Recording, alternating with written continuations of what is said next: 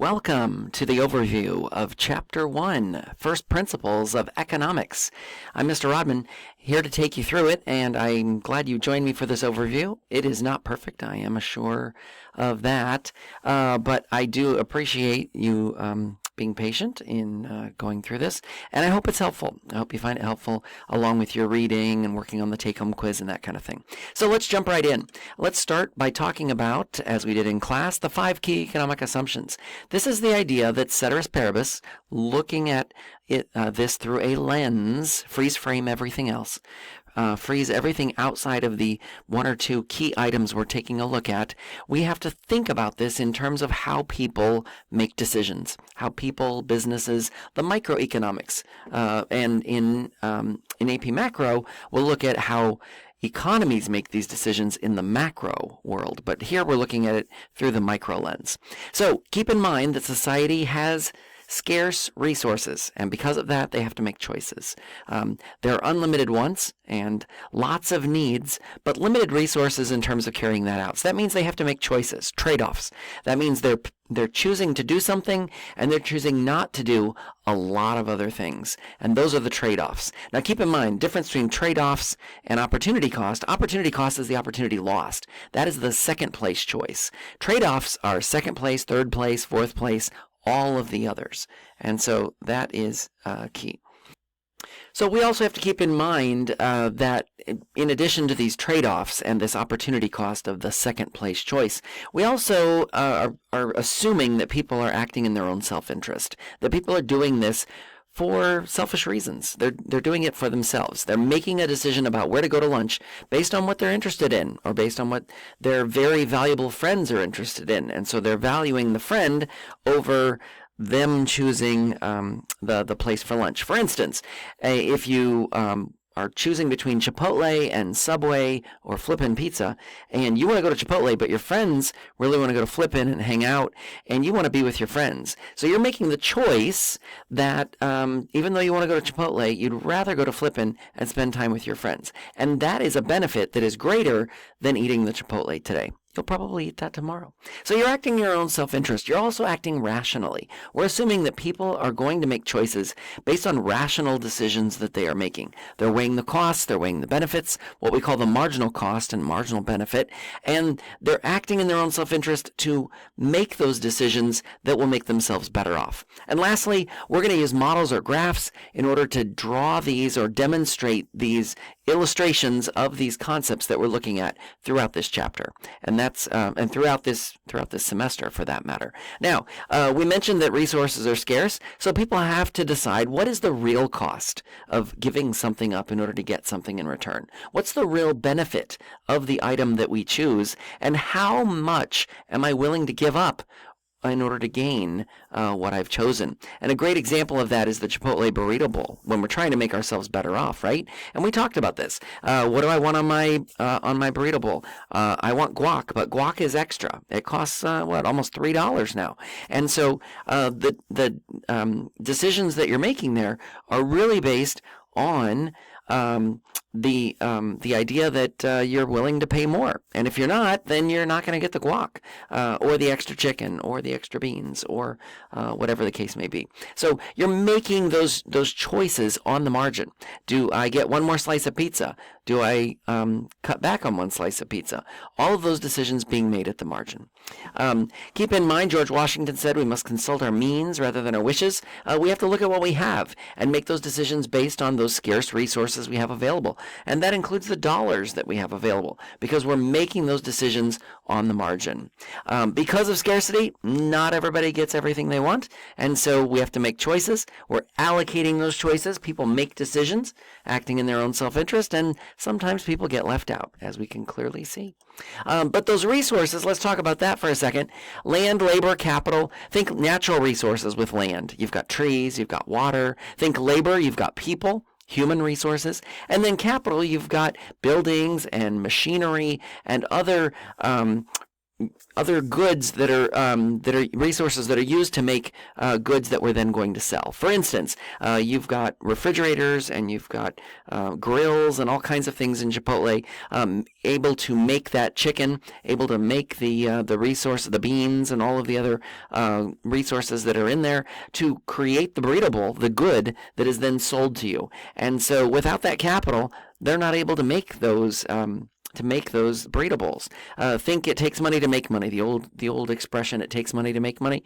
You have to pay money in order to buy refrigerators and stoves and ovens and dishwashers and all of those things. You also need to pay for labor, people to do all of the work, to cut the chicken, to cut the lettuce, to cook the beans. All of those things cost money. And you need those resources in order to do it. So scarcity, we can't just hire lots and lots of people. We have to make decisions based on that. And then based on those decisions, we decide what are our trade-offs, what are the decisions we're making, what trade-offs, what opportunity costs, second best choice we're giving up in order to get the choices we've made. Could we resolve the issue of wildfires? Sure. But scarcity leads us to the fact that we have to make decisions. We have to make choices. And so that means we have to try and tackle the wildfires with the resources we have. And sometimes we have to do controlled burns in order to help prevent wildfires from spreading. And so, again, these are choices that are being made along the way. Do I go to college? Do I go to a 4-year? Do I go to a 2-year? Do I go to a private versus public institution? What am I doing here? I have to make some choices. I have to make some decisions. Do I go to a community college and then transfer? So these are all choices that are being made, what we call on the margin. They're choices that are being made along the way. I'm deciding to get one more slice of pizza. That's a decision made at the margin. And so, again, the opportunity cost, the real cost of something you must give up in order to get it in return. And we're understanding those choices by making those decisions, weighing the costs and benefits. Ultimately, all costs are going to be opportunity costs. But the second place choice, the opportunity cost, is the opportunity lost. And all of the choices given up will be the trade-offs. But this particularly is the opportunity cost, that item that we have missed or not taken because we decided to take a different route. We decided to do something else. And this is common when it comes to studying versus hanging out with friends or watching television.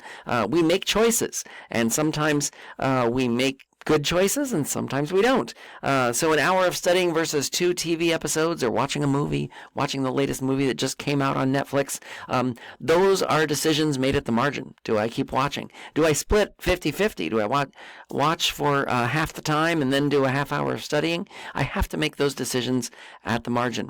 Interesting data that the significant data that when it comes to studying, we see a significant uptick in the day before the exam and then a huge drop off the day after. Well, who would study the day after the exam? Of course you wouldn't. So this is all about making decisions on the margin. The opportunity cost is the opportunity lost. Would you rather be surfing the internet? Sure. Just like you'd rather be on a beach than working, right? But if you have to work, you want to do something you love. And that's the whole idea. The I would rather be bumper stickers you've seen are all about opportunity cost, all about giving up something to get something in return. Would you rather activities are a great example of this as well. Would you rather hit the snooze button and sleep a little longer, or get up early and study for that quiz you have in science class? Those are the decisions we make at the margin. How many times do we hit the snooze button? How much longer do we sleep? All of these are decisions that we're making, and we're not even realizing it. Many of them subconsciously. We're making these decisions, but we're doing it at the margin. We're weighing those trade-offs, snooze by snooze, snooze button by snooze button, 9 minutes by 9 minutes. And that marginal analysis is really where we spend a lot of our time in microeconomics, because we are making decisions to hire one more worker, or to study for another hour, as I mentioned, or to eat one more cookie. Yum, yum. Or to buy more music. And that is marginal analysis. The idea of eating one more slice of pizza. Well, one more slice wouldn't hurt, right? And so we make these decisions on the margin. Notice here, going to a movie, the benefit is greater than the cost. The marginal benefit is $30. The marginal cost, $10. We're going to continue to go to that movie until what? Until marginal benefit is equal to the marginal cost. Why? Because if we continue to go when the marginal cost is equal to the marginal benefit, soon we're going to find, like with the third movie watched, why would you go to a movie theater for the third time to watch the same movie? The benefit does not exceed the cost. Now it's costing you more than the benefit you're getting out of it, and you stop doing it. And that's why people don't typically go to the movie theater a third time to watch a movie, unless it's really, really good. And I have not seen that really, really good. But people do respond to incentives, and that is the point. We are changing our behavior based on that marginal analysis. So when you see something on sale, when you see something, a BOGO, buy one, get one, 50% off, we've seen this a lot, right? We see sales in malls in order to draw people in. Those are getting people to respond to those incentives because we want them to change their behavior. We want them to buy this item or good that we're selling or service because we want their benefit to exceed their cost so that they continue to come back for more. Okay, so interactions in terms of economics, and particularly microeconomics as we look at this going forward. We notice here that there have to be some individual choices being made. Again, people acting in their own self-interest, acting rationally, and we see here that there are gains from trade. Now they move towards equilibrium. This idea of the beans activity is that people are buying and selling, and they're able to find an equilibrium at which people will be happy to buy that product and willing to pay for that. The Pearl Exchange that we did on day one is a great example of this. Looking at how much are you willing to sell it for? Well, how much are you willing to buy it for? Where can we find common ground? There's negotiation going on. And they're trying to use their resources as efficiently as possible in order to make this happen. And so the market moves towards that efficiency. If the lowest price that they could go was 25 and the highest was 140, what do we see happening as we move forward? We're seeing more and more people move towards the center, some type of happy medium in between, because the markets are using are moving towards that efficiency. And that's the important piece here that we see in a capitalist society. We see when markets are free to make those decisions, they're trying to be efficient. Sellers and buyers are trying to find common ground and negotiate at an equilibrium at which they're both happy in that agreement. And that's the efficiency we're striving for. Now, sometimes we don't get it. We get market failure. And that's where government needs to step in. And we do see that from time to time take place. But the idea is that they're moving towards efficiency. Why? Because the ripple effect is taking over. When we see that the lowest price we can go is about $25 and the highest about $140, then all of a sudden the markets start moving somewhere in between and we start seeing a happy medium. And we did see that. We saw a lot of prices around the between $45 and $65, and that tended to be the range in which people were buying and selling their pearls in the Pearl Exchange. There has to be a gain from trade. They have to have a benefit for them, again, acting in their own self-interest for that trade, and both parties have to benefit from that in order for an exchange to take place. Now, what do we see when we see that efficiency occurring? We see businesses that start to specialize in particular areas. Why? Because they can do it smarter, more efficiently, more effectively, more innovatively. They can find new ways to do it faster, smarter, cheaper, and pass along a product that is even better than it was when it first came out. And so we see this time and again. Why do prices drop for goods that are introduced as they're mass produced and produced by many competitors, and even knockoffs, right? Even knockoffs produced by competitors, because they're specializing. They're finding ways to do it cheaper, finding ways to bring those costs down so they can pass those savings along to their customers, and they will continue to buy. And the output is significant there. Okay, so let's talk about the invisible hand, this importance of society moving towards that efficiency.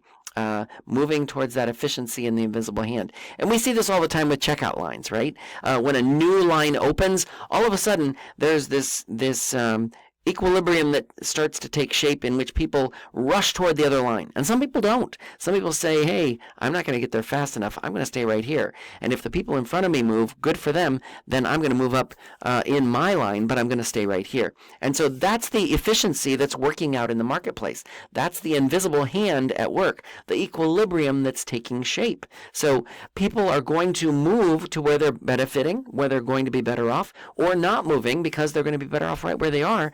And people in front of them may move, and then they will move up in the line, and that benefits them as well. So competition is going to help the invisible hand because it's going to lower prices. It's going to lead to better quality. It's going to lead to more efficient products and more effective products. And government isn't really going to need to take a role here. That's the importance of the invisible hand. Think of it in this way: you vote with your dollars, and the invisible hand supports those businesses where you vote with your dollars by buying those products from businesses that you want to support. And so you continue to support them, and with that they pay the rent, they pay the mortgage, they pay their workers, they pay for the resources, and they make a good living. And those businesses are supported by that invisible hand.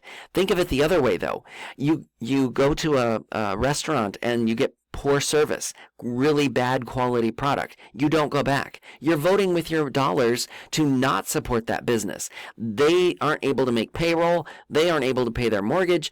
Ultimately, the invisible hand is driving them out of business. And that's what we see time and again with the invisible hand at work. The idea there that businesses that are efficient, that take care of their customers, that focus on acting in their customers' self-interest and their own in order to find an efficient market equilibrium are going to be successful. And those that don't are going to go out of business. And that we see time and again. That's the role of the invisible hand. The idea is, would it be so bad if the market could see you? We don't need to see you. We see it happening all the time in businesses that are opening, businesses that are thriving, and businesses that are going out of business. So we are moving towards that equilibrium that we continue to see in the marketplace. And it's because of that invisible hand behind the scenes that's making that equilibrium happen. Okay, and that's the important piece of the invisible hand. We're going to see the invisible hand throughout this semester as it takes shape in terms of the decisions that people make over and over and over again. And the checkout line is just a great example of that starting to take effect. People move as new lines open. What happens when a line closes? All of a sudden, people are scurrying to find the shortest line. They're trying to find the shortest line they can get into. Why? Because they're acting in their own self-interest. They're being rational. They're not going to push people out of the way. But they're trying to get out of there as quickly as they can so they can get on with their lives. And that's the market's moving towards efficiency and equilibrium. Efficient. Efficiency is the idea that we are trying to do everything we can to make people better off without making people worse off. Okay? That market failure we talked about before. Those externalities we'll talk about in a minute. But the idea here is that to be efficient, we have to push out every opportunity to make people better off without making people worse off. And that is the key to being efficient in the marketplace. We want to be efficient with our resources. Why? Because we don't want to waste them. We want to bring down costs. And the best way to do that is to use them in the most efficient way possible.